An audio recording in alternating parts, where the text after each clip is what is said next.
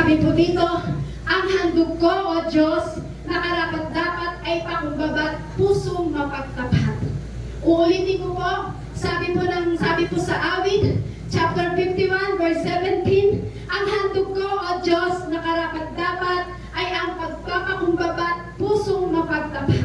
Ano po sabi ng Lord? Ano daw po yung gusto niyang ihandog natin sa Kanya? Ito po, basahin niyo na po. Pakibasa po ng malakas.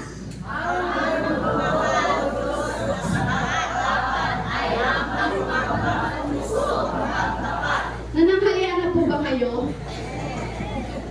Ba't parang sabi, ang handog ko ay Diyos na karapat-dapat pakumbabat pusong mapagtapat. Parang di pa po kayo nananghalian. Nananghalian na po ba kayo? Yes! Handa na po ba kayo makinig sa salita ng ating Panginoong Hesus? Yes! Nagagalak po ba ang ating mga espiritu? Yes! Kung nagagalak po ang ating espiritu, sabihin mo sa katabi mo, walang matutulog. Walang matutulog. Parang si Kuya James, walang Tutunan. sabihin mo sa iyong katabi, walang ano mo, narinig ko, walang sabi, walang, merong matutulog. So, narinig ko, mali po yata yung pandinig ko. Sige, tayo po yung mag-aral po sa salita ng ating Panginoong Hesus. So, yung binasa po natin kanina, ang handog ko, O Diyos, na karapat-dapat, ay ang pagpapakumbaba at pusong mapagtapat. So, napakaganda po na sinabi po dito sa sumulat po sa Psalm, napakaganda po na sinabi niya na ang dapat daw pong isacrifice natin daw po yung basag na puso. Amen? Paano mo ba yung basag na puso? Kukunin mo ba yung puso mo at babasagin mo at dudurugin mo? Paano mo ba yung sinasabi dito basag na puso? Kunin ko ang puso, dudurugin ko. Parang gano'n. So, napakaganda po na sinabi po dito sa Psalm na dapat daw po ang pinaka-sacrifice na may bibigay natin sa Lord, kundi yung basag na puso. O kaya kumbaga yung espiritu natin ay basag pagdating sa harapan ng ating Panginoong Hesus. Amen po? Kasi dapat po hindi po napapahiya ang ating Panginoong Hesus sa ating buhay. So, kailangan ang isinasacrifice natin basag na puso, basag na espiritu pagdating sa harapan ng Diyos, sapagkat para tayo po ay tuwing lalapit po sa Panginoon, tuwing may i-offer sa atin ng Panginoon at nakita niyang basag ang ating puso, basag yung ating espiritu pagdating sa harapan ng Panginoon, nakikita niya yung katapatan, yung pagpapakumbaba. Alam niyo po ba, ang Diyos po ay yan ang gusto niyang isacrifice natin. Amen po? Kaya alam niyo po, ang ating pag-uusapan po natin, kung may i-offer man po tayo sa Panginoon, walang iba kundi basag na puso ang hinahanap po sa atin ng ating Panginoong Hesus. So ngayon po, ang ating pag-uusapan po ngayon, pamagatan po natin, broken but blessed. Broken na, blessed pa. Amen? Broken ka, pero sabi niya, but blessed. Broken but blessed. So, broken ka, pero blessed ka. Sabi nga po dito, physically, mentally, emotionally, it seems like every part of me is broken in one way or another. So, meron po ba sa inyo na nakakaranas ng mga parang nakakaranas na Lord, na sinasabi mo, Lord, basag na ako physically.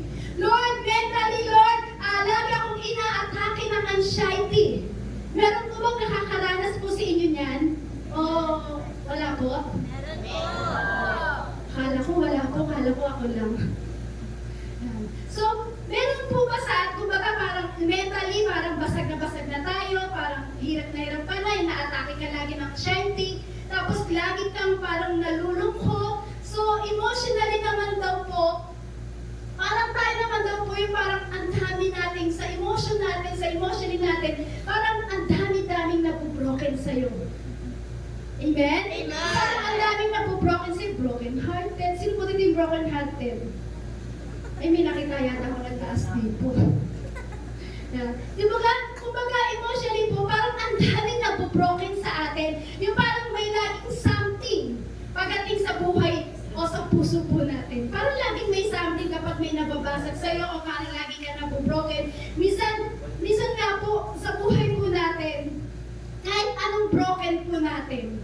emotionally, physically, parang sa physically po natin. Kumbaga, kapag ikaw ay napunta ng church, di ba parang ang bilis, parang ang galing magtago ng tao ng feeling niya. Yung pagpunta mo sa church na kahit alam mo sa kaloob-looban mo, ay basag na basag ka na. Pero kapag pumunta ka sa church, makikipagkamay ka, ngingiti ka, pero sa kaloob-looban, basag na basag ka na. Amen. Amen? Amen. Kaya ang broken nila parang ang hirap kasi nakakalungkot kung dumadaan naman po tayo sa mga bagay na kung ikaw ay nababasag sa mga bagay na nangyayari sa buhay mo, napakahirap naman po kung tayo po ay dadaan sa basag na kung ikaw ay nakakalungkot, kung dadaan ka sa bagay na ito na basag ka sa spiritually broken. Sa spiritually broken po, yung parang akala natin nakatayo ka na. Akala mo nakatayo ka pa. Yung parang sa spiritual broken, akala natin nakatayo pa tayo, pero ito alam po, sa harapan ng ating Panginoong Hesus, tayo po ay wala na. Tayo ay dry na. Tayo ay patay na sa harapan ng ating Panginoong Hesus. Tama po ba? Amen. Sa spiritual broken po, ang akala po natin, minsan nakatayo pa tayo, pero ang totoo lang po, patay na po ang ating espiritu natin pagdating sa harapan ng ating Panginoong Hesus. So, tanong mo yung katabi, kamusta na ang espiritu mo, kapatid? Kamusta na ang espiritu mo, kapatid? Kamusta na yung relationship mo pagdating sa Panginoon? Kamusta na ang relationship mo pagdating sa Panginoon? Kamusta na yung devotion mo, kapatid? Kamusta na yung devotion mo, kapatid? Meron po ba dito yung nagdi-devotion pagdating sa Panginoon? Taas ko yung kamay. Sino po dito yung nagpipray tuwing madaling araw pagdating sa Lord? Praise God. Hallelujah. So alam niyo po, minsan, yan po yung nangyayari po sa atin. Minsan, akala natin nakatayo tayo, akala natin okay pa yung espiritu natin, pero nakakalungkot kapag tayo ay dumadaan sa spiritual broken. Amen. Hindi mo alam, patay na pala yung espiritu natin pagdating sa Panginoon. So, minsan naman po, ganito naman daw po tayo na nangyayari po sa atin. Dumadaan tayo sa mga bagay na minsan, broken relationship. Diba?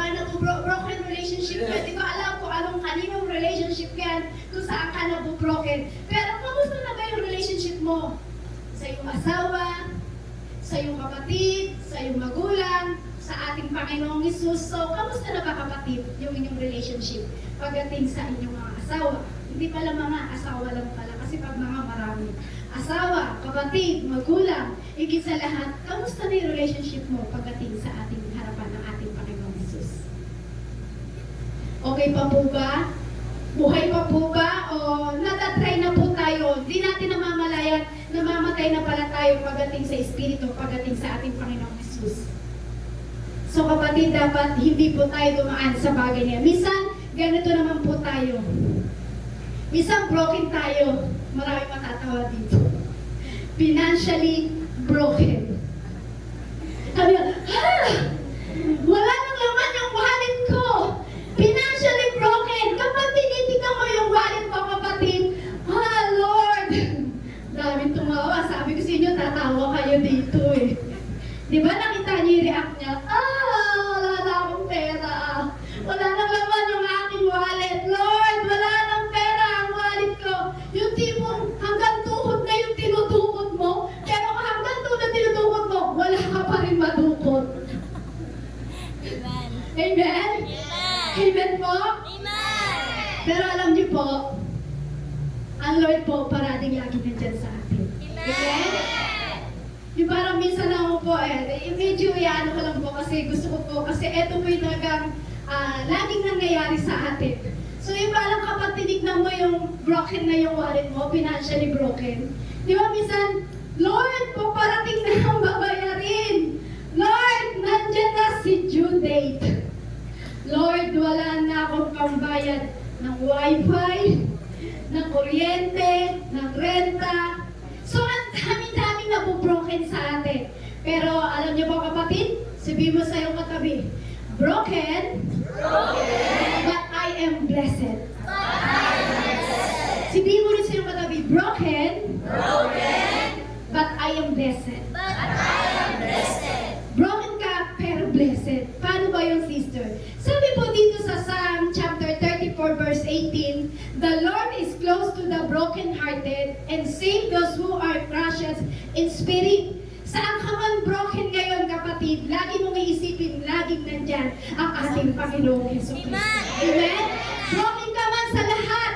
Broken ang iyong financial, broken ang iyong espiritu, broken yung iyong relationship, o hindi ko man alam kung saan kayo broken, pero sabi ng Lord, lagi siyang nandyan. Saan ka man broken, lagi nandyan ang Lord sa tabi mo, kapatid. Amen?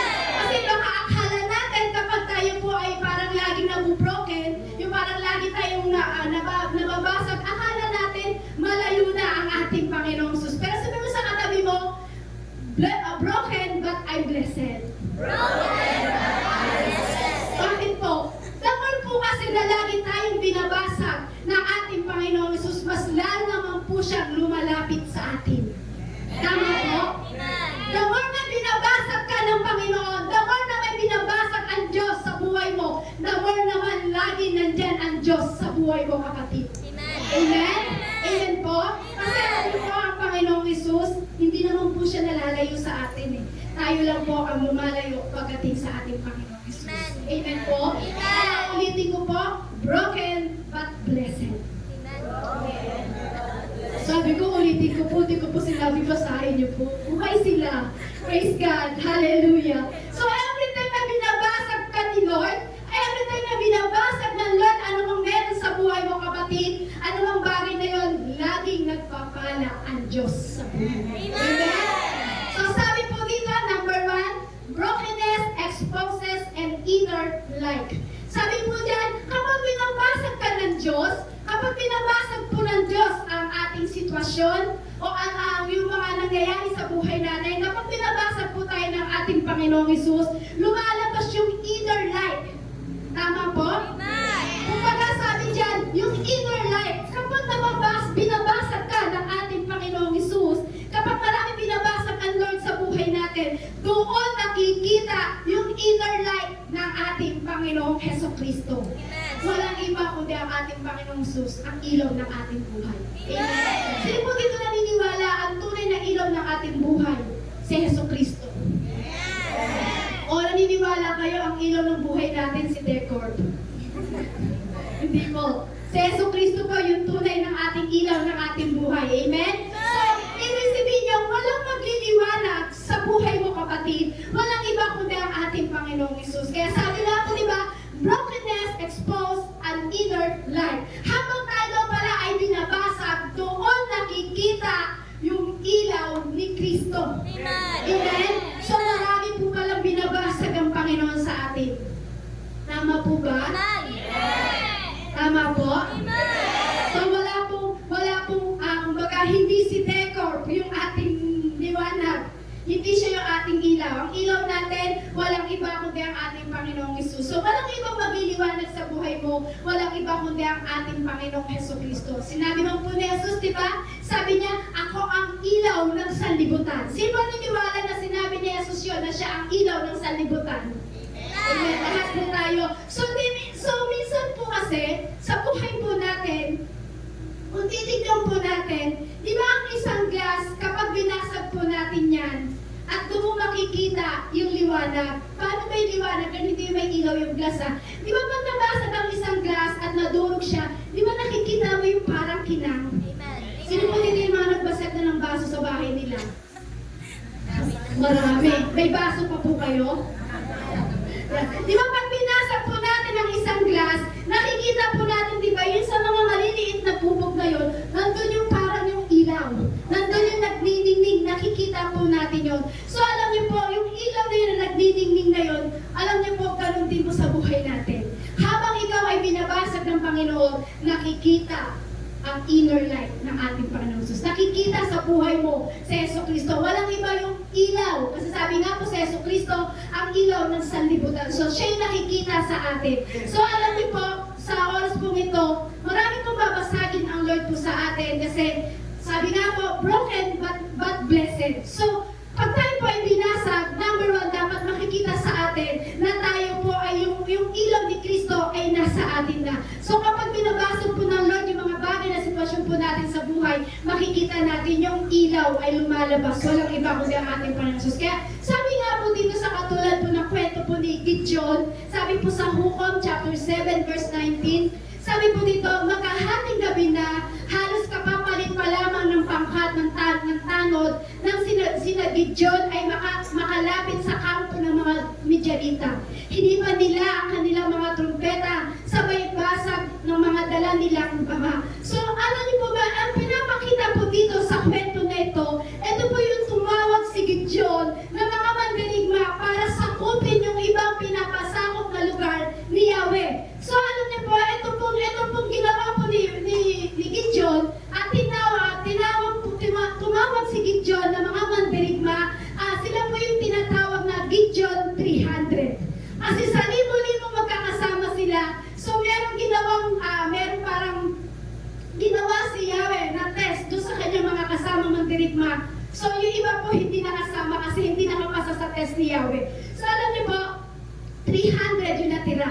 So, sa 300 na yun, sila yung tinawag na Gideon 300. So, yung gabing iyon, doon yung pinakita sa kanila ni Yahweh kung paano ang makikita sa kanila ang kapangyarihan ng ating Panginoong Hesus. So, sabi ng Diyos sa kanila, halina kayo, lumusog na kayo. So, yung gabi na yun, pinapalusog na sila ni Yahweh at sa lugar na yun, nang time na nilulusog po nila yun, meron po sinabi si Gideon po doon sa kanyang mga kawal po, sa kanyang mandirigma, gayahin niyo ako pag nandun na tayo sa kampo na yun. So, alam niyo po ang ginawa po ni Gideon doon? Iiklihan ko po yung kwento kasi kayo na po magbasa sa hukom po. Yan, basahin niyo po yung buong kwento rin para makita niyo po kung paano sila pinagtagumpay ni Yahweh. So, alam niyo po, ginawa po nila, yung time na lumusog na po sila doon, yung kanilang hawak na jar, yung hawak po nila, ito po ay binasag nila itong jar na to. Itong jar na to na binasag nila, ito po yung nagsisilbing ilaw sa kanila. So, nakapalibot po sila ay 300 na nakapalibot, pero yung sasakupin po nila ay libo-libo. Imagine niyo po, 300 lang silang nakapalibot, pero libo-libo ang kanilang sasakupin. So, yung time na yun, nakapalibot na po sila dun sa kampo na yun, ano po ginawa ni Gideon ng pati kanyang mga kasama? Binasag po nila yung jar at sabay hipan ng trumpeta. So, alam niyo po, yung ginawa po nila yun, yung ginawa nila na binasag nila yung jar at hinipan nila yung trumpeta at pati yung tawag doon, yung parang wathawa na tawag doon si bandera na iginagaway-way po nila. So, alam niyo po ba, nang nakita po sa mga Midianita na yun, alam niyo po, yung mga Midianita na yun, nakita nila yung liwanag na akala nila nang binabandera ng mga kasama ng Gideon, yung bandera at binasag ang jar at nakita nila yung liwanag. Alam niyo po ba ang ginawa ng mga Midianita? Sila po ay nag-away-away, sila po ang mga nagpatayan. So, hindi na po kailangan ng 300 na mandirigma na ito na kasama ni Gideon na sila po ay mag-ispadahan pa. Kasi hindi na po kasi nang binasag nila yung jar, akala ng mga taga-Midianita, maraming nakapalikot sa kanila, pero 300 lang naman po yung kasama ni Gideon. Kasi bakit po? Nakita nila yung liwanag ni Jesucristo dun sa 300 na kasama ni Gideon. Nakita nila yung liwanag, kaya tuloy nagtakbuhan sila. Sila po yung nagpatay ang puto sa kampo kasi akala nila libo-libo ang nakapalibot sa kanila. So ano po ibig ko sabihin doon? Nakita yung ilaw ni Jesucristo sa kanila. Nakita yung kapangyarihan ni Jesucristo sa kanila. Kaya akala nila marami silang kalaban. So hindi na sila napagod sa paglaban nila. Amen. Amen po? Amen. Amen po. So kasi bakit po? Kapag po kasi tayo po ay binasag ng Lord at sumunod ka sa kalooban ng Panginoon, lalabas yung tunay na inner life ng ating Panginoon Jesus. Dapat sa atin makita yung liwanag ni Jesucristo. Amen? Dapat habang ikaw ay binabasag ng ating Panginoon, dapat nakikita sa atin yung ilaw ni Jesucristo. Hindi yung kapag na-broken ka, iiwanan mo na ang Lord. Hindi porket nasaktan ka, wala ka ng financial, iiwanan mo na ang Lord. Hindi ganon, kapatid. Dapat habang nabubroken ka, lalo naman lumulutang ang liwanag ng ating Panginoon. Okay? Kasi alam niyo po, ang gusto ng demonyo, i-destroy tayo. Gusto ng demonyo, sirain ka, wasakin ka. Tama po? So, alam niyo po, kung makikita ng demonyo sa buhay natin, ang ilaw ni ni Heso Kristo, matatakot ang kaaway na sirain ka. Amen. Amen? Amen. Kung makikita ng demonyo sa buhay mo, kapatid, yung ilaw ni Heso Kristo sa buhay mo, matatakot ang demonyo nito, hindi kanya magagalaw. Tama po? Matatakot ang kaaway kasi, tingnan po, sa isang tao nakakagawa ng kasalanan, ang kasalanan saan po ba nangyayari? Saan po? Sa dilim. Di ba kapag gumagawa ng kasalanan ng isang tao, ito ay nangyayari sa dilim. Amen? Amen po? Nandiyan po ba ang mga anak ng Diyos? Sige, hallelujah po. So, ito po, ba't tayo pinakakagawa? Sino po nila nagsasabi siya'y makasalanan? Yan. Lahat po tayo makasalanan. Wala pong naging matumig kahit isa po sa harapan ng aking Panginoon. Amen? Amen po. So, ito po lang nangyari po yun. Siyempre, pag tayo po ay parang gusto kong i-destroy ng kaaway, pero nakita naman ng kaaway yung ilaw ni Yesu Kristo, hindi niya tayo magagapi. Amen? So, sabi nga po, di ba, kapag ang isang tao daw po ay nakakagawa ng kasalanan, itong kasalanan daw ay nagaganap sa kadiliman. So, imagine niyo po, kapag ang mga ilaw nito, so hindi pa po maliwanag, madilim pa kasi hindi pa po tapos to eh. Inuunti-unti lang nga, sabi niya, inunakan lang sabihin niyo, wala naman liwanag, sister, madilim. So, halimbawa, imagine niyo po, napakaliwanag ng lugar nito, ang daming ilaw. Pag pinatay niyo po yan, ano po mangyayari? Madilim. Tama po? Madilim. So, kapag binuksan natin ng ilaw, ano po mangyayari? Maliwanag. Ganito po yan. Kapag pinatay natin ng ilaw, walang? Okay po. Kapag pinatay natin lahat ng ilaw, walang power. Amen? Pero kapag binuksan mo ang lahat ng ilaw, may power. So, ibig sabihin, kapag nakikita ng kaaway sa buhay mo ang ilaw ni Yesu Kristo, wala siyang kapangyarihan sa buhay mo. Amen? Kahit anong kasalanan na gawa mo, pero kapag nakikita naman ng Diyos na ikaw ay nagsisisi, at nakikita niya na ikaw ay nagpapakumbaba at nagpapadulog sa kanyang harapan, nakikita yung ilaw ni Yesu Kristo. So, ibig sabihin, kapag nakita ang ilaw ni Yesu Kristo sa buhay mo ng kaaway, alam niyo po ba mga kapatid, wala siyang kapangyarihan bawat isa sa atin. Amen? Wala kapangyarihan ng gawa ng kaaway sa pangalan ng ating Panginoon Jesus. Amen po? Bakit po? Kasi nakikita niya ang ating Panginoon Jesus sa ating buhay. Sabi nga po sa Philippians chapter 2 verse 15, so that no one can criticize you, live clean, innocent lives as children of God, shining like bright light in a world full of corrupt and perverse people. So, marami po kasi sa atin na parang maraming complain. Sinabi po yan sa Pilipos po na kay Pablo po, kumbaga wala ka namang nagagawa pa, pero complain ka na, reklamo ka na, wala ka pa naman ginagawa. So dapat po hindi po tayo nagko-complain. Kailangan makita pa sa atin yung ilaw ni Heso Kristo. Para habang ikaw binabasag ng ating Panginoong Jesus, doon lulutang yung inner life ng ating Panginoong Jesus sa ating buhay. Number 2 po, sabi po dyan, brokenness produce new life. So ibig sabihin pala, kapag tayo po pala ay binubroken o binabasag ng Panginoon, nag-produce naman po ito ng bagong buhay. Amen? Sabihin mo sa katabi mo, bagong buhay. So, everything na tayo po sa panahon na binabasag ng ating Panginoong Hesus, habang tayo po ay binabasag sa mga bagay-bagay na nangyayari sa buhay po natin, ano mong ginagawa po natin? Minsan po, umiiyak na lang po tayo. Minsan po, nakakagawa po tayo ng kasalanan. So, minsan pinare-realize po ng ating Panginoong Hesus na minsan, anak, mabasag kita. Para kapag binasag na tayo ng Lord, doon naman mag-produce yung new life sa ating buhay. Tama po? So, kahit ano pong gawin natin, umiyak tayo ng umiyak, pero kung hindi tayo magpapabasag sa harapan ng Panginoon, paano mag-produce ng bagong new life ang ating Panginoong Jesus sa ating buhay? So, minsan, sa sobrang iyak mo, minsan pinarealize sa'yo ng Diyos na minsan binabasag ka ng Lord eh. Sino po dito yung minsan naka-experience na binasag siya ng Lord?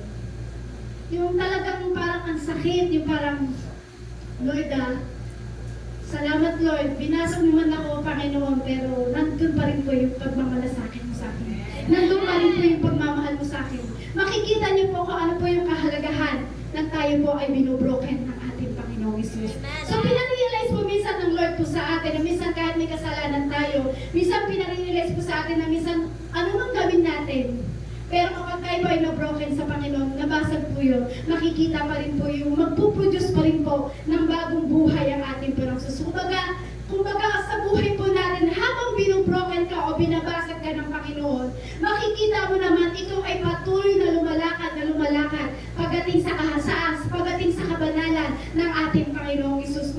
Kumbaga, magkakaroon tayo ng new life sa ating Panginoong Isus kapag tayo po ay binabasag po ng ating Even Jesus, tama po? Even Jesus Christ, ito po, even si Jesus Christ po, siya naman din po ay nagbigay po minsan ng talinghaga po sa kanyang mga nasasakupang budol. So, sabi po sa John chapter 12 verse 24, pakatandaan ninyo, hanggat hindi nahuhulog sa lupa ang butil ng trigo at mamatay, mananatili itong nag-iisa, ngunit kung ito'y mamamatay,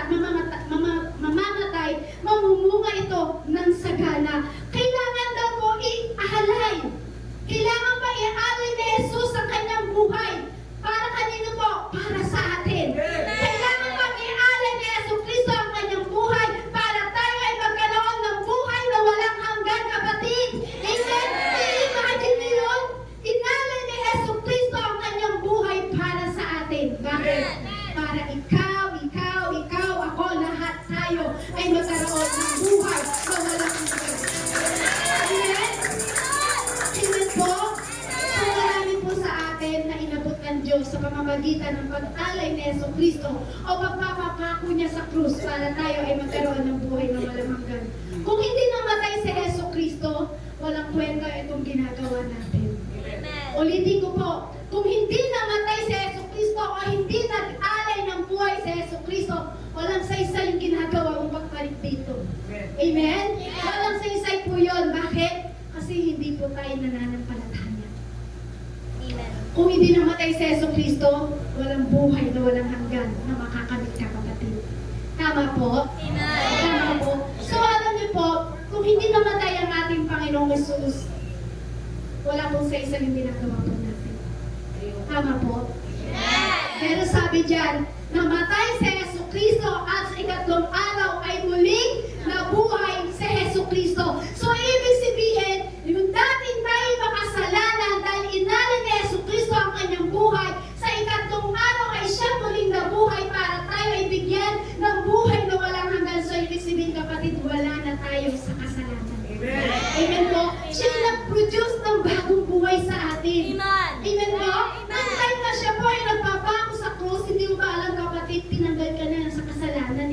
So ngayon, ginawa ng ating Panginoong Jesus, nag-produce siya ng bagong buhay para sa iyo. Buhay na walang hanggan na nananampalataya pagdating sa ating Panginoong Jesus. Parang di naman po kayo masaya. Masaya po ba kayo na nag-alay ng buhay sa Yeso Cristo para sa iyo, para ikaw magkaroon ng buhay na walang hanggan? Masaya po ba ang mga anak ng Diyos? I-imagine niyo po yun? Si Yeso Cristo namatay para sa iyo. Si Yeso Cristo namatay para lahat sa atin. Inalay niya kanyang buhay para sa atin, para tayo magkaroon ng buhay. So dapat maging masaya ka, kapatid. Binigyan ka na ng bagong buhay. Amen? Dapat di ka na malungkot, sabi ko sa iyong katabi.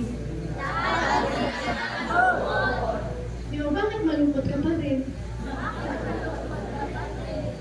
Bakit malungkot pa rin ang mga kapatid kung binigyan ka na ng bagong buhay ng ating Panginoong Yeso Cristo? Amen po? Amen? Kaya sabihin mo rin sa katabi mo, huwag kang malungkot. Bakit? Broken, but blessed. Amen? Kung naman ay lumaranas ng iba't ibang pagsubok o iba't ibang suffering sa buhay mo, kapatid, di mo na dapat problemahin yan. Sabihin sa iyo katabi, kung ikaw ay dumaranas sa pagsubok o iba't ibang suffering sa buhay mo,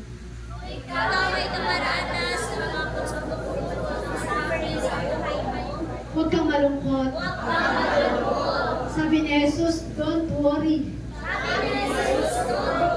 Hindi, ako na po yun.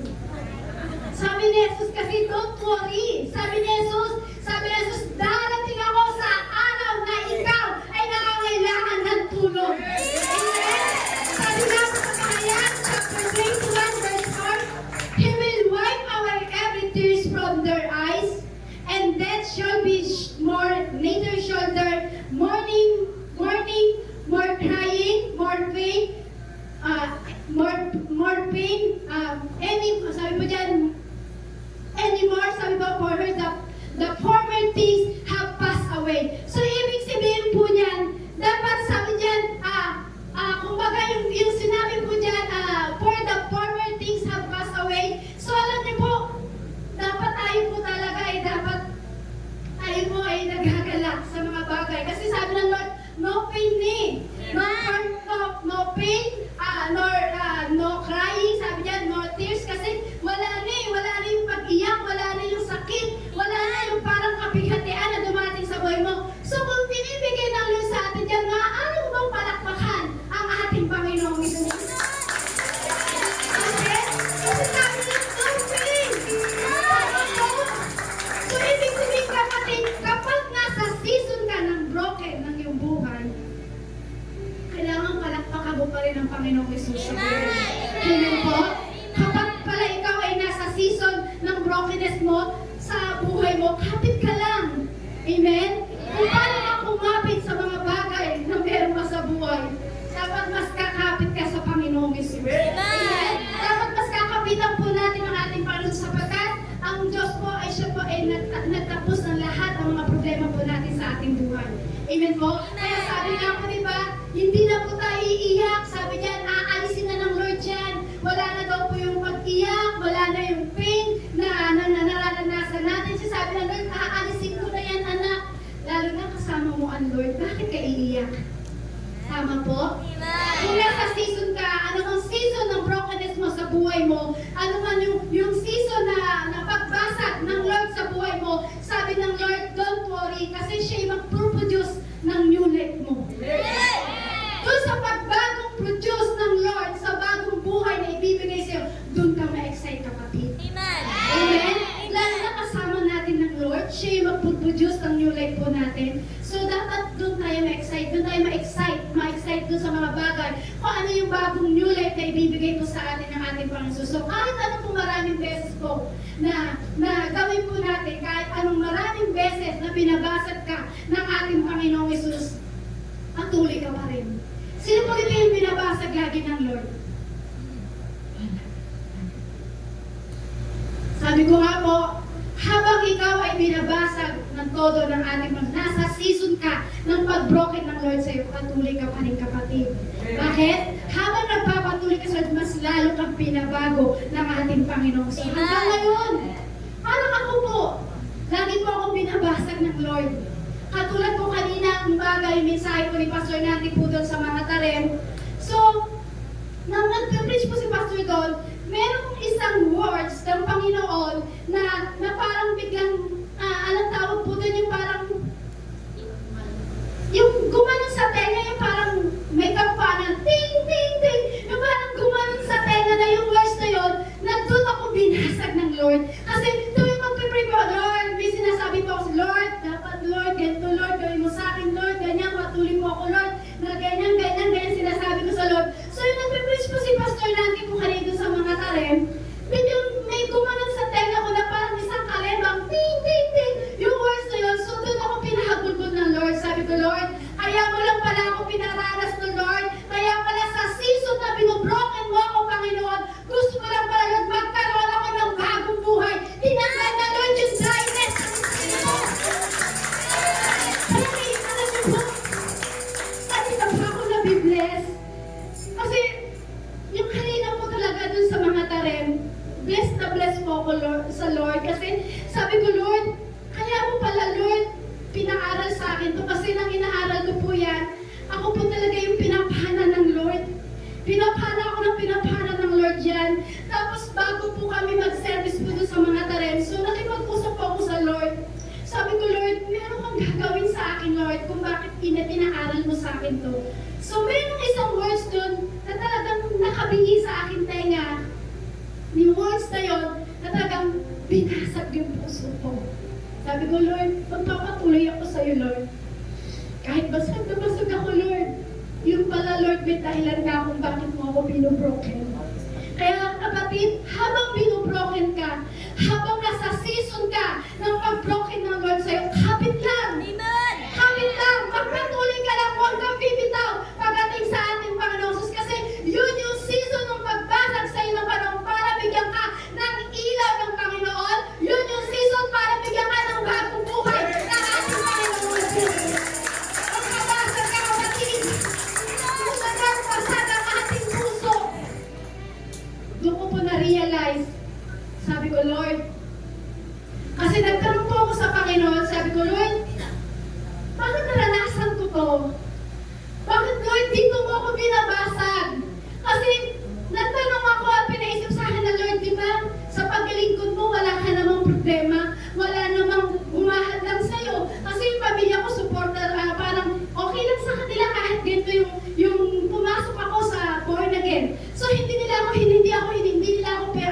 pinigilan po doon. Okay lang po sa kanila, sa aking pamilya, okay naman po. So, may isang bagay na binigay ang Lord sa akin sa season ng pagbasag niya sa akin, na doon ko pala makikita sa season ng pagbasag sa akin ng Lord, doon ko na-realize na ito pala ay makakatulong sa akin. Amen. So kapatid, pagdating sa'yo, ano ng season ng brokenness mo sa buhay mo? Yan yung season na para bigyan ka ng kalakasan. Yan yung season na para bigyan ka ng bagong ilaw ng Lord. Yan yung season na para ikaw ay magkaroon ng bagong buhay pagdating sa ating Panginoon. So kapatid, kung ikaw ay tumaraan sa brokenness o season ng broken mo pagdating sa buhay mo, kapit ka lang. Huwag kang lalayo pagdating sa ating Panginoon. So, number 3 po, sabi ko, brokenness releases the fragrance. Sabi po dito, sa Marcos chapter 14, verse 3, nasa Betania noon si Jesus sa bahay ni Simon na may keto. Habang siya kumakain, dumating ang isang babaeng may dalang isang sisidlang alabastro na puno ng pagkamahal na pabango mula sa katas ng purong nardo. Binasag niya ang sisidlan at ibinuhos ang pabango sa ulo ni Jesus. Sa ulo ni Jesus. Kung mababasa po natin ang buong kwentong po ito na ginawa po ng babae na binasag niya yung isang alabaster oil o yung mamahaling pabango sa paanan ng ating Panginoong Jesus. Alam niyo po ba, itong ginawa po ng babae nito, kung mababasa po natin siya, hindi lang po niya binuhos yung pabango. Hindi lang po niya binuhos yung pabango sa paanan ni Jesus. Bagkus, ang ginawa niyang pamunas doon, yung kanyang napakagandang buhok, ang haba ng buhok, ito yung ginawa niyang basahan at pamunas pagdating sa paanan ng ating Panginoon. So ano po ba yung grabe ang pagsusumamo o pagpapakumbaba ng babaeng ito sa harapan ng ating Panginoon? So alam niyo po, grabe pagsusumamo niya. I-imagine niyo po yung mamahaling pabango, ito yung binasag niya. Alam niyo po ba sa panahon po nila, mahalaga po sa kanila yon. Kasi ang mga babae po, doon sa panahon po nila, hindi po sila ina-allow na magkaroon ng pera. So ang tinatawag po nilang kayamanan lang po doon, o ina-allow sa kanila, yung meron silang property o yung mga may alagang hayop, kasi di bang pupuso dati yung pera sa kanila. So hindi po sila ina-allow po na magkaroon po ng pera. So itong babae na to, yun na lang po ang meron siya. Yung mamahaling pabango na yun. Kaya sabi nga po ni Judas, sabi nga po, sayang naman, sana binenta na lang yun. Isang taong sweldo rin yun. Parang nanghinayang si Judas. Nanghinayang po si Judas doon, sabi niya, sayang naman, sana binenta na lang. So alam niyo po ba, hindi nanghinayang ang babae. Hindi nanghinayang yung babae na basagin, yung basagin sa paanan ni Jesucristo, yung mamahaling pabango. So alam niyo po ba, pag sa harapan ng ating Panginoong Jesus, bakit po ba binasag ng babaeng ito sa paanan ni Jesus yung pinakamahal na pabango po? Kasi bakit po? Gusto po kasi makita ng Lord sa babaeng ito kung ano ang meron sa kanyang puso. Amen. So kapatid, kapag binabasag ka ng Panginoon, gusto lang makita ng Lord kung anong meron sa puso mo. Ulitin ko po. Kaya minsan dumadaan tayo sa brokenness ng ating buhay. Kasi gusto ng Lord makita niya kung anong meron sa puso natin. Amen. Alam niyo po ba, nang binasag po ito ng babae, doon at karoon ng mahalimuya, yung pabango. Yung isang pabango na yun, nagkaroon ng sobrang bango doon po sa kwarto na yun. Mahalimuyak po yung pabango rin na talagang sobrang bango po sa pang-amoy po ng ating Panginoong Jesucristo. Alam niyo po ba, every time na inaalaw mo na ikaw ay basagin ng ating Panginoong Jesus, magiging mahalimuyak ka sa harapan ng ating Panginoon. Amen. Ulitin ko po, habang ikaw ay dumaraan o sa season ng brokenness mo at inaalaw mo na basagin ka ng ating Panginoon Jesus, doon lumalabas ang kabanguhan mo pagdating sa ating Panginoong Jesucristo. Ang lumalabas, mabasag lang tayo. Kasi minsan sa panahon natin ngayon, huwag niyo po i-deny. Sa panahon po natin ngayon, marami ng matigas na puso. Marami ng sobrang tigas ng puso. Kasing titigas pa ng bato. Pero alam niyo po, every time pala na nasa season ka ng brokenness ng buhay mo, kapatid, pag inalaw mo na binabasag ka ng Panginoon, doon pala nag-ahalimuyak sa Panginoon ang kapanguhan natin pagdating sa Kanya. May tanong po ako, kapatid. Ano ba yung masyadong mahalaga na bagay sa buhay mo na gustong basagin ng Diyos sa'yo? Sabi po dyan, anong mga bagay ang masyadong mahalaga sa iyo na gustong basagin ng Diyos sa buhay mo? Kami kasi minsan po, ang akala po kasi natin, ang habang buhay na kung ano yung pinakahawakan natin. Sometimes, akala natin mahalaga na kaysa sa Lord yung mga bagay yung pinakahawakan natin. Kung iisipin po natin sa panahon ngayon, marami na pong ganyan. Marami po yung ganyan dumaraan na akala nila pang habang buhay nila pangahawakan na itong mga bagay na ito. Akala nila, ito na yung talagang kailangan nila. Pero alam niyo po, ang kailangan natin ang Lord eh. Mas mahalaga ang Diyos kaysa mga bagay na meron ka sa buhay mo. Amen. Ano ang mga bagay na minsan man o material yan, minsan nga asawa mo pa eh. Huwag yung sasagutin, wala na kaming asawa. Alam ko po, wala na po kayong asawa. Example lang po yun. So, di ba po minsan, material po yan, minsan asawa natin, minsan yung karir natin sa buhay, minsan kung ano pa yung karir na pinasok mo, minsan yung pa yung pinanghahawakan mo. So, mali kapatid. Wala na yung ibang panghahawakan sa buhay natin, walang iba kundi ang ating Panginoon sa Kristo. Amen? Hindi mo rin pwede panghawakan yung asawa mo. Ay, yung asawa ko ang makakatulong sa akin. Asawa ko ang magpapalakas sa akin. No, kapatid. Walang ibang mahalaga sa buhay natin, walang ibang kung ating Panginoon. Amen. Kaya sabi nga po dyan, anong mga bagay ang masyadong mahalaga sa iyo na gustong basagin ng Diyos sa buhay mo? So, ikaw ang makakasagot niyo. Ano ba yung bagay na yon na gusto mo basagin ng Diyos sa iyo para ikaw ay matulungan ng ating Panginoon sa Kristo? Ano bang bagay na masyadong pinapahalagaan mo, kapatid, sa buhay mo? Huwag mong kakalimutan na may Diyos tayo kailangan nating lapitan. Tama po? Amen. Ano mang sitwasyon na parang akala mo wala ka nang makita, akala mo wala nang halaga yung buhay mo. So kapatid, meron Diyos na kailangan nating lapitan sa ating buhay. Siya yung mahalaga sa ating buhay. Tama po ba? So dapat si Jesus po ang mahalaga sa ating buhay. Kaya sabi nga po, di ba? Brokenness but I'm blessed. Sabi po sa atin.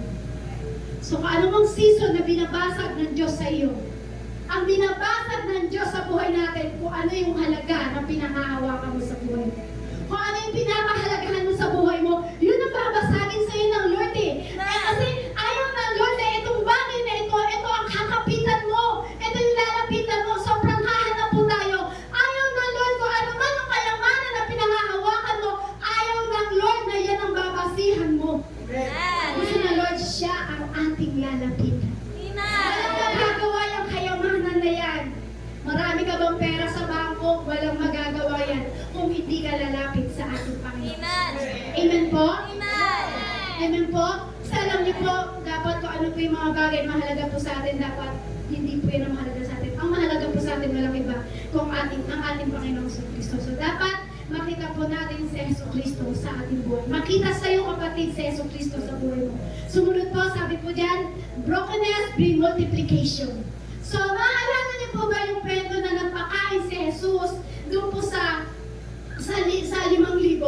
Alam niyo po ba yung kwento na ito? Bibilisan ko na lang po. So, alam niyo po ba yung kwento na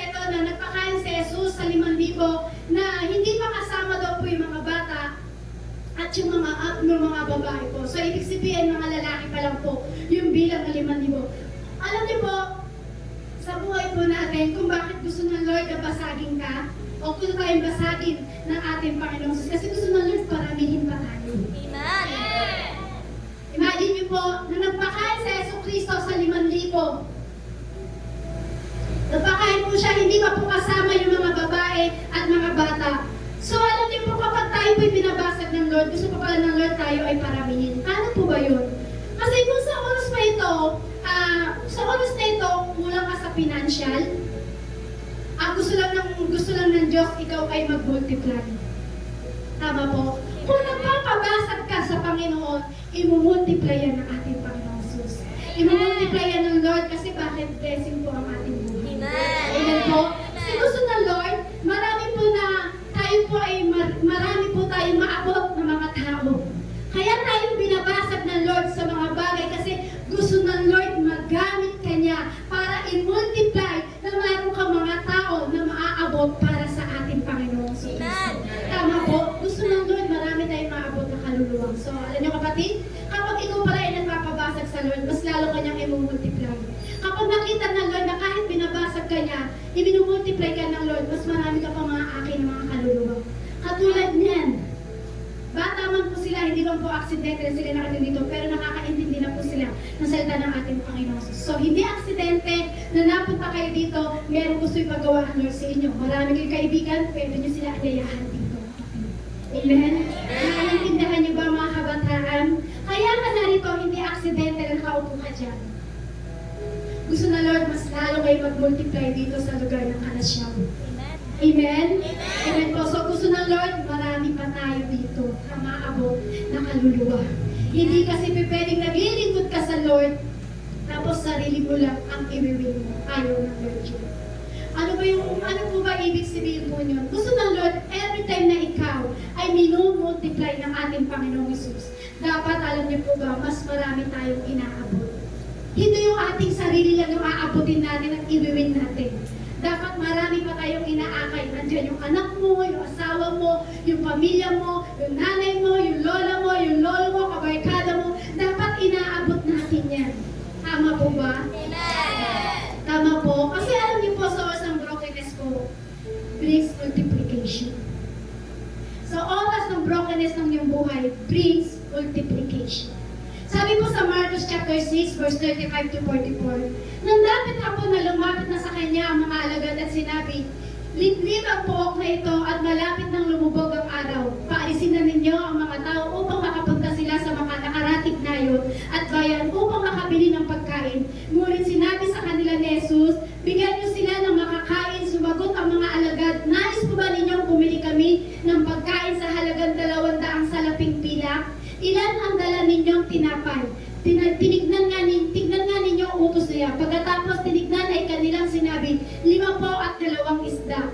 Inutos na Jesus ang mga alagad na paupuin ng mga pangkat-pangkat ang mga tao sa damuhan. Kaya't naupo ang mga tao ng tig-100 at tig-50 bawat grupo. Kinuha ni Jesus ang 5 tinapay at 2 isda. Tumingala siya sa langit at nagpasalamat sa Diyos. Hinati-hati niya ang mga tinapay at ibinigay sa kanyang mga alagad upang ipamahagi sa mga tao. Hinati-hati rin niya ang 2 isda, ipamamahagi rin nila. Ang lahat ay nakakain at nabusog at nang tipunin ng mga alagad ang lumabi sa tinapay at isda, nakapuno pa sila ng 12 kain. May 5,000 lalaki at kumain ng tinapay. So, imagine nyo po, 2 isda, 5 tinapay. So, ang pinakain po ni Jesus po doon, nang hinati-hati niya po yun, 5,000 lang po yung pinanggit po doon. So, hindi pa kasama yung babae at mga bata. So, tingnan niyo po, habang yun po ay hinahati ng ating Panginoong Jesus, nag-multiply. Tama po? Nag-multiply. So, may take-out pa nga po sila. May sharing pa sila, sumobra pa. So, isa-isahin po natin yan kung paano minultiply ng ating Panginoong Jesus. Sabi po sa verse 38, ilan ang dala ninyong tinapay? Tingnan nga ninyo, utos niya, pagkatapos tingnan ay ang kanilang sinabi, 5 po at 2 isda. So sabi po dyan, the multiplication begins with what you have. Sabi po dyan. So paano po nga, para i-multiply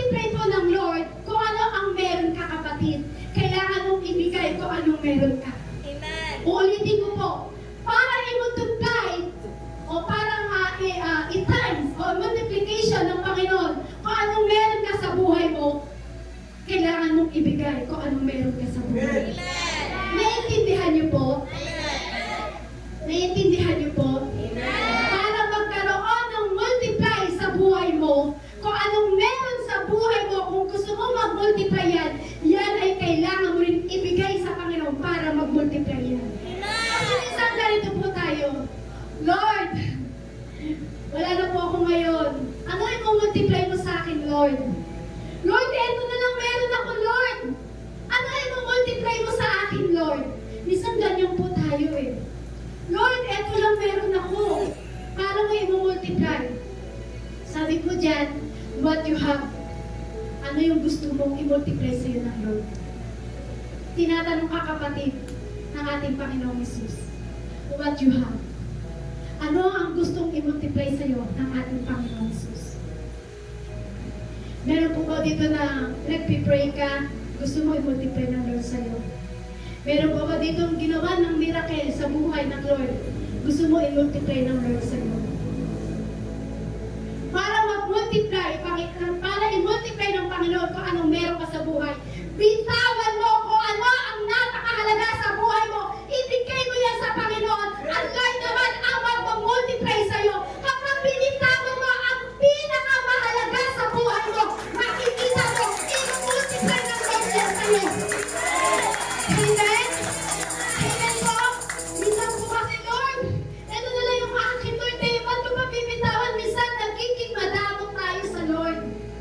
Uulitin ko po, pinabibitawan sa'yo ng ating Panginoong Susyang para i-multiply sa buhay mo. Kaya lang minsan nagiging maramot tayo sa Lord. Tinatanggal natin kung ano yung i-multiply sa atin ng Lord. Nagiging madamot tayo sa Lord. Kaya hindi ma-multiply ng Lord yung mga bagay na gusto niyang i-multiply sa buhay mo. Alam niyo po, ang gusto ng Lord, tanggal din sa atin ang karamutan. Ako po, minsan may karamutan. Kayo po, may karamutan po ba kayo minsan? Wala po, ang babait niyo naman po. Ako lang po pala ang madamot.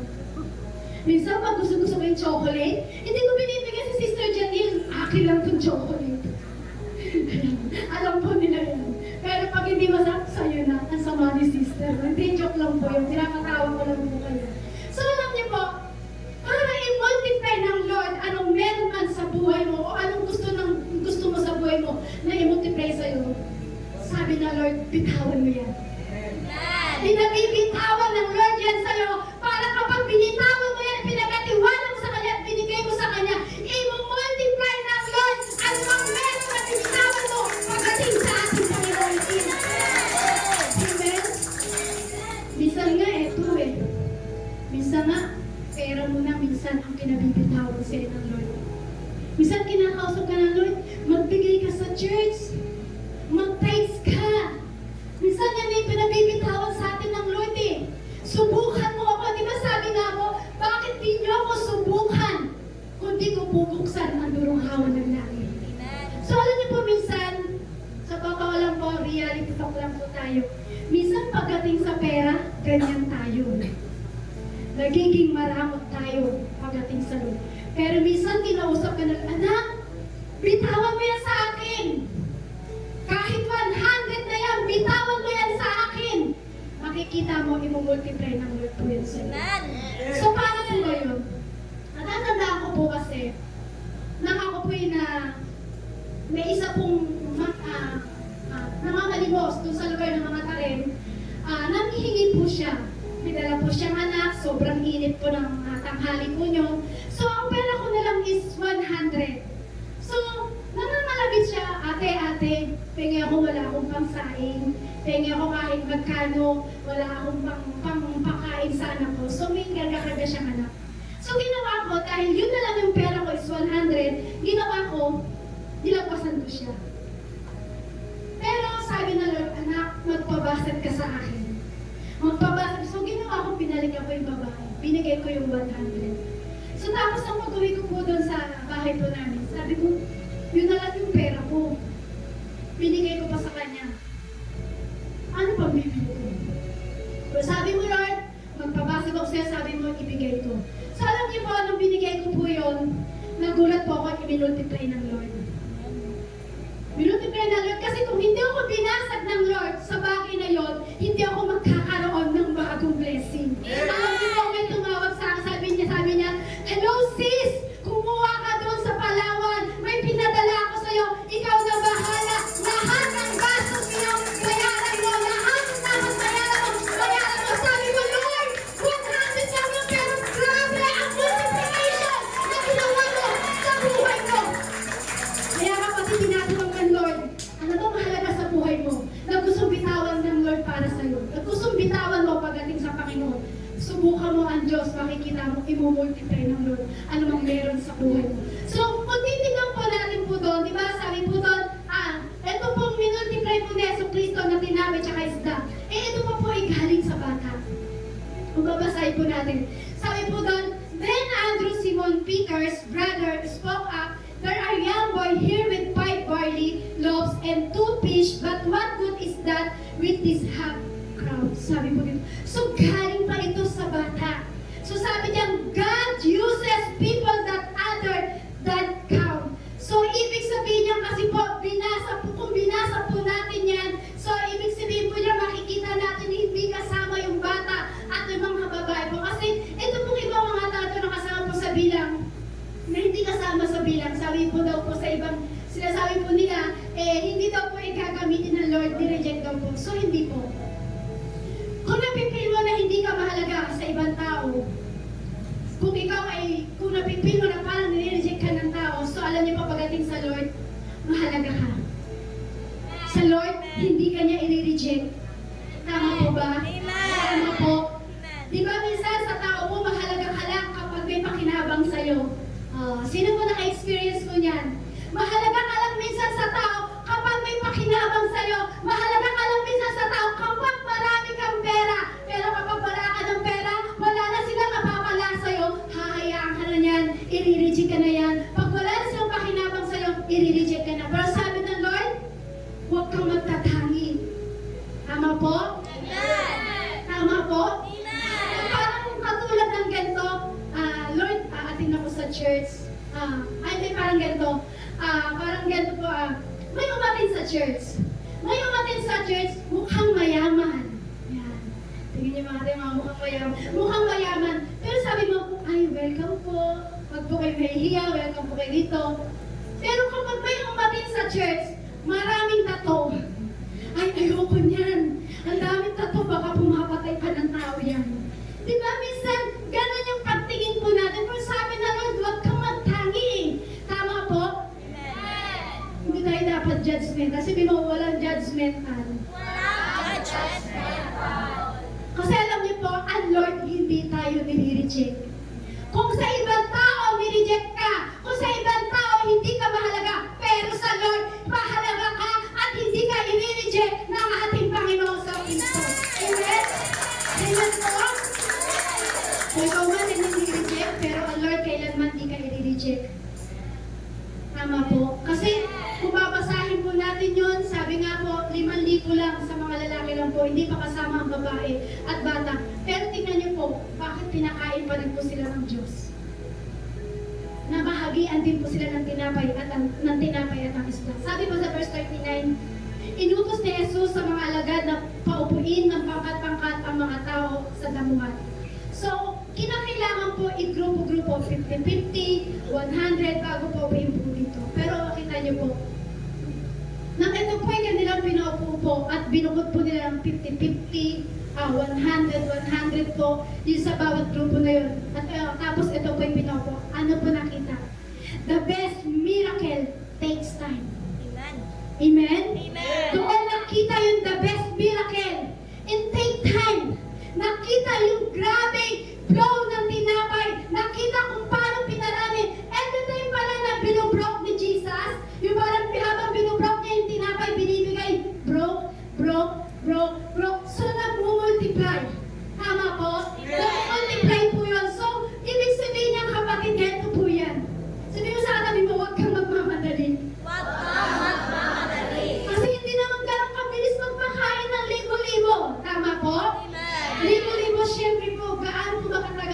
magse-separate ka ng 50, 100 doon sa libo-libong tao.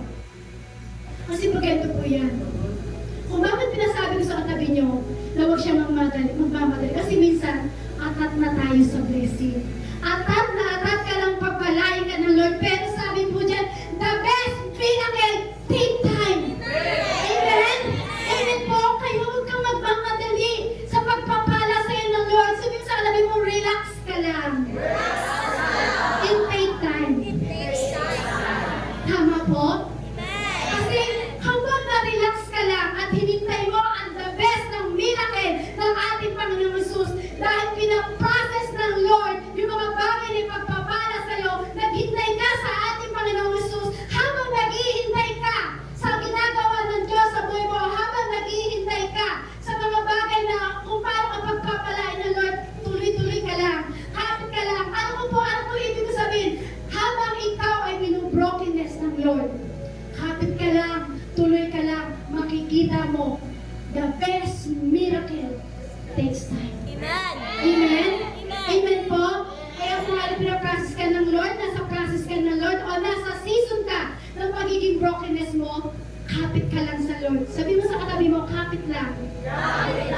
Sabi mo sa verse 41, kinuha ni Jesus ang 5 tinapay at 2 isda, tumingala siya sa langit at nagpasalamat sa Diyos, hinati-hati niya ang mga tinapay at binigay sa kanyang mga alagad upang ipamahagi sa mga tao, hinati-hati niya ang 2 isda, ay pinamahagi rin nila. Sabi po dyan, be grateful even when what you have is not enough. You will never get the multiplication as long as you are grateful. Kasi kung titignan po natin, hindi kaya ng 2 isda, hindi kaya ng 5 tinapay, doon sa libo-libong taong pinakain po ng ating Panginoong Jesus. Ano po ginawa ni Jesus? Tumingin sa langit. Tama po? Tumingin sa langit at nagpasalamat sa 2 isda at sa 5 tinapay. Ano po ba ang merong bagay sa iyo? O ano bang bagay na meron ka ngayon? Ano sa tingin mo ang kulang sa iyo? Alam mo namang may kulang. Huhulaan ko po. Kulang po kayo sa pera niyo. Lahat po tayo. Kaya nga ako sabi kanina, kahit hanggang tuhod ang dukutin mo, wala kang madukot. Tama po? Pero ang sabi ng Lord, makikita mo yung kanyang kapangyarihan. Kung tayo po ay patuloy nagpapabroken sa Lord. Kung tinignan po natin, hindi po kasya ang isda, 2 isda at 5 tinapay. So, tumingin po si Jesus sa langit at nagpasalamat sa ating Panginoon. So, anong meron ka? Sa tingin mo makulang ka, na alam mo na makulang. Pero kailangan mong gawin, ipagpasalamat sa Diyos. Kailangan mong tignan ng sa langit ang ating Panginoong Jesus at kailangan mong ipagpasalamat sa Diyos. Tama po? Amen! Ang dami po kasi minsan ginagawa po natin lang na hindi natin na-appreciate kung ano yung mga bagay na pagpapala na ipinaparanas po sa atin ng Lord. Minsan lang, hindi lang tinawag yung pangalan mo, hindi mo na-appreciate. Pero pag ikaw ang nananampalataya sa ating Panginoong Jesus, i-multiply ng Lord yan. Kung paano po ginawa ng Lord, na pinakain niya ang mga libo-libong tao, nanampalataya po siya sa ating Diyos Ama. Tumingin sa langit at nagpasalamat. So ano po nangyari? I-multiply po ng ating Diyos Ama. Nanampalataya po ang ating Panginoong Kristo. Amen. Amen? Amen. Parang minsan sinasabi natin, Lord, ito na lang, Lord eh. Ano marireceive ko ngayon, Lord? Ito na lang. Pero sabi ng Lord, kahit yan lang anak, kahit yan lang meron sa'yo, ipagpasalamat mo yan. Amen. Huwag kang magreklamo, ipagpasalamat mo yan. Yun yung sinasabi niya sa atin. So, paano na multiply ng ating Panginoong Jesus na kung sa maliit na bagay, hindi ka mapagkatiwalaan. Paano i-multiply ng Lord yung bagay na yun, sa maliit na bagay, hindi pagkatiwalaan. Paano ka ba niya pagkakatiwalaan sa malaking bagay? Paano ka pagkakatiwalaan ng ating Panginoong Jesus sa malaking bagay kung hindi kanya mapagkatiwalaan sa maliit na bagay? So alam niyo po, dapat pagkatiwalaan tayo sa maliit o malaking mga bagay ng ating Panginoong Jesus. Sabi po rin sa verse 41, kinuha ni Jesus ang 5 tinapay at 2 isda, tumingala siya sa langit at nagpasalamat sa Diyos, hinati-hati niya ang mga tinapay at ibinigay sa kanyang mga alagad upang ipamahagi sa mga tao. Hinati-hati din niya ang 2 isda at pinamahagi rin nila. Sabi po dyan, The blessing pass through your hands, not from your hands. Kung imagine niyo po, 2 isda at 5 tinapay, hinati-hati, ito po ay nag-multiply. Mga kapatid, the more na binabasag ka ng Lord, the more naman na magpapalain ka ng ating Panginoon. The more na binabasag ang financial mo ng Lord, the more naman na magpapalain ka ng Diyos. The more na binabasag ng Lord ang puso mo, kapatid, the more naman na ginagamit ka ng ating Panginoong Jesus. Uulitin ko po, the more na binabasag ng Lord ang financial mo, the more naman na magpapalain ka ng ating Panginoong Jesus. The more na binabasag ng Lord ang puso mo, the more naman na mas gagamitin ka ng ating Panginoong Hesus Kristo. Amen? Kung binabasag ka ng Lord, magpabasag ka, kapatid. Kung ang season mo ngayon ay binabasag ka ng Panginoon, magpabasag ka lang. Amen? Amen? Huwag ka ng mga ngatwiran. Sino sa katabi, huwag ka ng mga ngatwiran. Sabi mo rin sa iyong katabi, the more na binabasag ka ni Lord, the more na i-multiply ka ni Lord. The more na broke ha, the more na multiply si Lord sa iyo. Magpabasag ka lang sa Panginoon. Kasi bakit po? Ang blessing po pala doon, the more na binabasag ka ng Lord, doon natin makikita ang kapangyarihan ng Diyos. The more na binabasag ka, o the more na binabasag ng Diyos ang puso mo, doon pala makikita yung ilaw ng ating Panginoong Jesus. Kung makikita po natin, di ba, hinati-hati ni Jesus, ang tinapay po, di ba? So, pwede namang isang hatian lang. Pero every time na binubrok niya, at pinapamahagi sa mga tao, nagmumultiply po. Tama po? Sabi po doon, the more broke it, the more na binubrok ka, parami naman ang parami po yung mga bagay na pagpapala sa ating Panginoon Jesus. So alam niyo po, dapat magpabasag lang po tayo sa Lord. Basagin ng ating Panginoong Jesus ang ating puso. Yung blessing pala doon, the more na binabasag ka ng Lord, the more na pinagpapala ka ng ating Panginoong Jesus. So, kung naaalala niyo po na yung dati ng unang paglapit niyo sa Lord, yung unang first love nyo pagdating sa Panginoon, di ba? Ang nangyayari po, di ba? Yung time na parang yung dating bago ka makakilala sa Lord, grabe yung pag-ibig mo, grabe yung first love mo sa Panginoon. Di ba basag na basag yung puso mo? Iyak ka ng iyak. Di ba? Awit ka ng awit, pray ka ng pray sa Lord kasi basag na basag yung puso mo kasi mahal na mahal mo ang Diyos kasi iniibig mo ang Diyos. Naalala niyo po ba yan? Sino dito naka-experience na yung unang pag-ibig niya sa Lord, basag na basag siya, iyak siya ng iyak sa Lord? Amen. Lahat po tayo, amen? Amen. Kaya ayaw mo pa nga umalis sa church eh. Kasi bakit? Kasi basag na basag ang puso mo pagdating sa Lord. Pero alam niyo po, sa panahon po natin ngayon, hindi na nagpapabasag sa Lord. Dati umiiyak ka sa Panginoon, pero ngayon ayaw mo nang umiyak sa harapan ng Diyos. Dati itinataas mo ang kamay mo sa Lord. Dati sumasayaw ka kapag nagpupuri ka sa Panginoon, pero dahil hindi na nagpapabasag ang puso, hindi na itinataas ang kamay, hindi na natin makuha umiyak sa Panginoon. Kapatid, pinapaalala ng Lord sa iyo. Kapag ikaw ay binubrokenness ng Lord, gusto na Lord basag ng puso mo, gusto na Lord umiyak ka sa Kanya, para eto na iniiyak mo sa Lord, multiply naman ng Lord ano bang meron sa buhay mo. Amen? Amen po. Alam niyo po, sabi po sa verse 43, at nantipurin ng mga alagad ang lumaki sa tinapay at isda, nakapuno sila ng 12 kain po. God doesn't want to give you just enough but more than enough. Kasi alam niyo po yung pagpapala, hindi naman sa'yo galing yan eh. Galing sa Lord yan. Yung pagpapala na tinatamasa mo ngayon, hindi sa'yo galing yan. Galing sa Lord yan. Pero sabi niya, God doesn't want to give you just enough but more than enough. Ayaw ni Lord na kapag binigyan ka niya ng blessing, ay saktuhan na. Ayaw ng Lord yun. Sabi ng Lord, The greatest blessing comes from the hardest breaking. The greatest blessing comes from the hardest breaking. Brokenness, but blessed. Ang gusto ng Lord, pabasag ka lang. Ulitin ko po, kung dati, nung unang nakilala mo ang Diyos, basag na basag yung puso mo. Halos umiiyak ka, halos namamagana yung mata mo. Yung dating basag na basag ka sa Lord, halos yung kung anumang meron ka, dinadala mo pa sa church para ibigay sa Panginoon. So yun ang hinahanap ng Diyos po sa atin ngayon.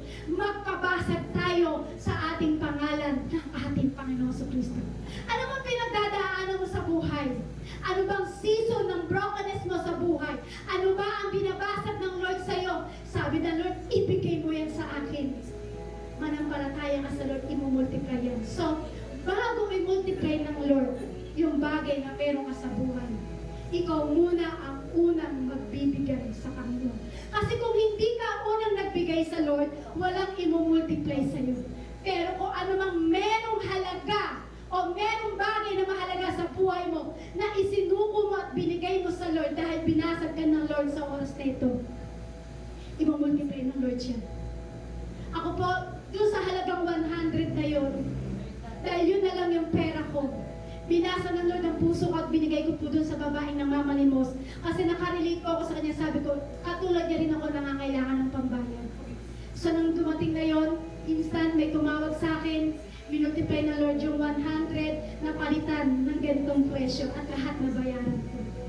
Praise God! Ang gusto ng Lord, broken but blessed. Binasag ka niya, pero pagpapalain ka niya. Amen? Kung sa buhay mo ngayon, nasa season ka ng brokenness, ipabasag mo yan sa Lord. Higit sa lahat, kapit lang at magpatuloy ka pagdating sa ating Panginoong Jesus. Tayo po'y tumayo sa presensya ng ating Panginoong Jesus.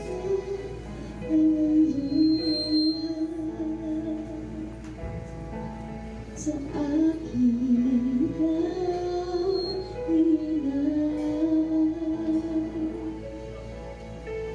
sa bawat buwan at pangalan.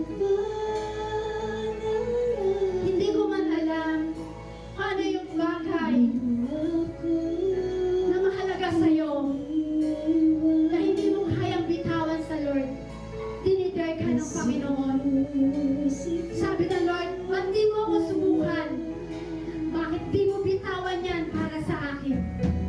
Kapag ginawa mo yan, binitawan mo yan yung mahalaga na pinangahawakan mo sa buhay mo.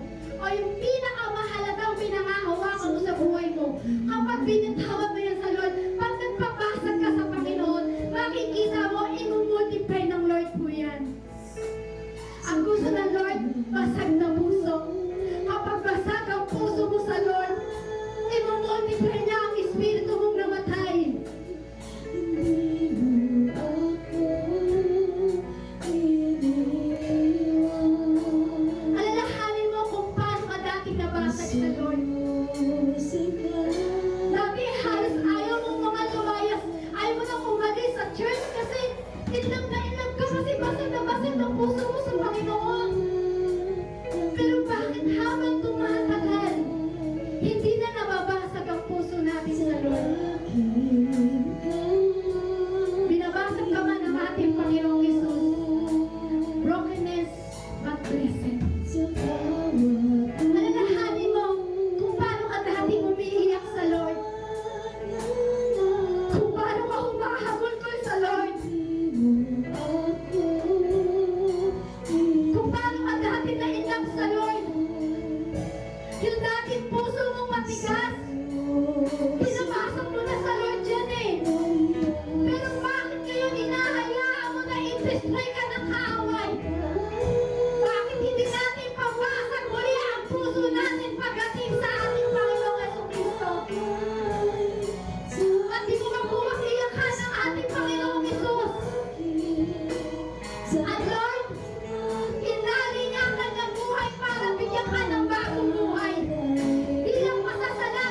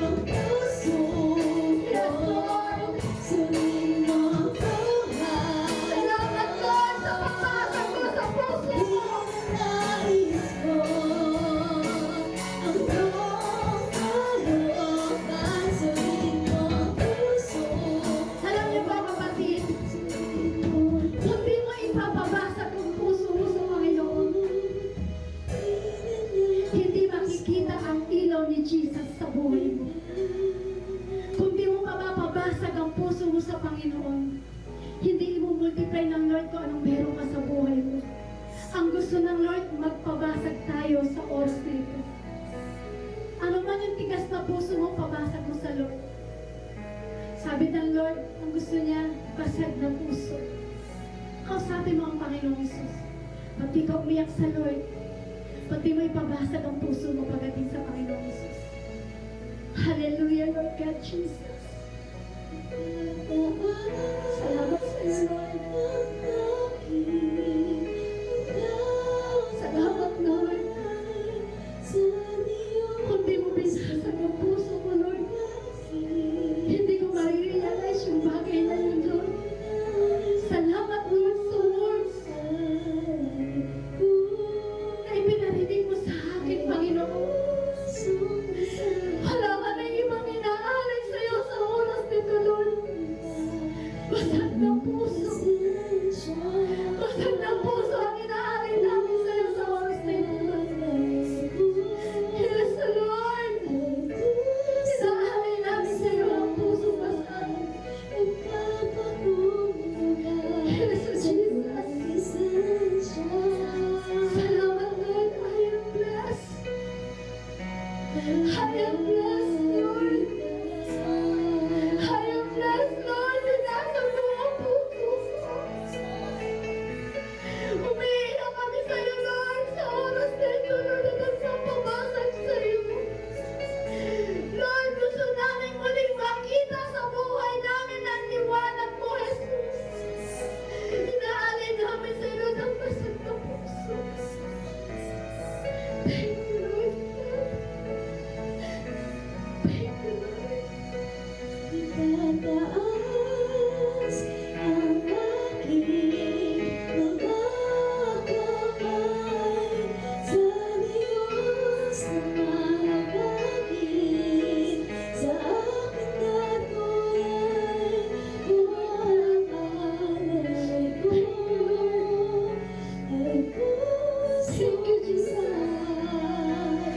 Yes, Lord. Basag ng puso ang inaalay namin sa'yo. Yes, Lord God. Basag ng puso.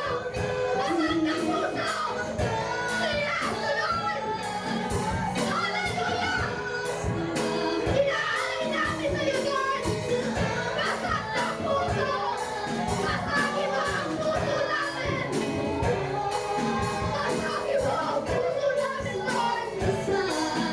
Yes, Lord. Salamat, Yahweh. Yes, Lord. Hallelujah. Hallelujah.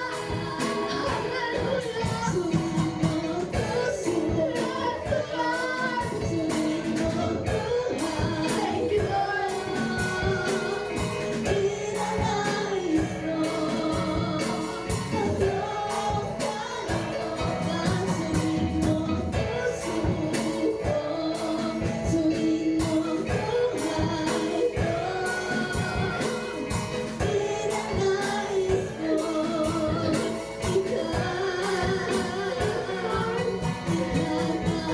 Sorry po kasi ng todo.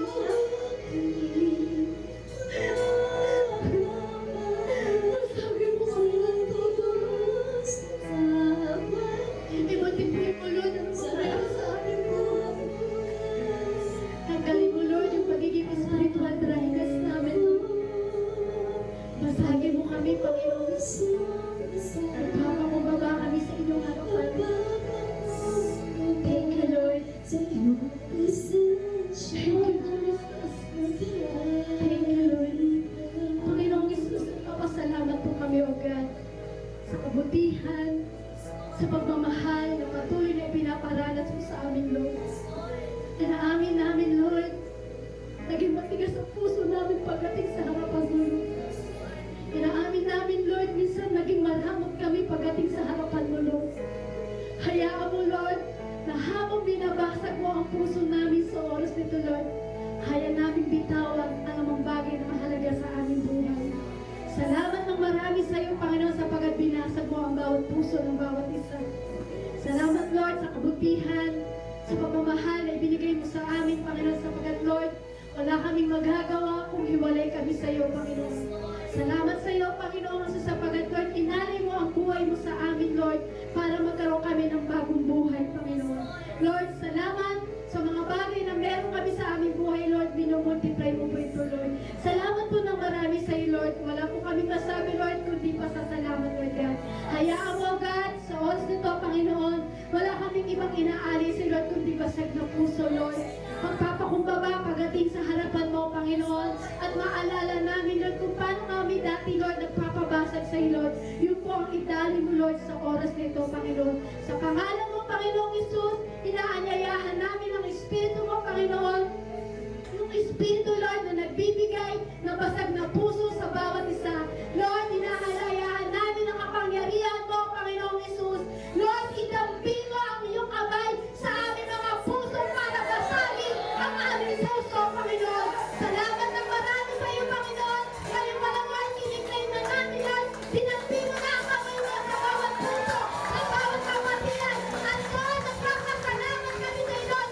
Inatak mo na ng todo ito, Panginoon Isus. Salamat ng marami sa iyo, Panginoon. Hayaan mo sa oras, Lord, ibinabalik namin sa iyo, Lord, ang pinakamataas sa papurit pasasalamat. To God be the highest glory. In Jesus' name, amen and amen.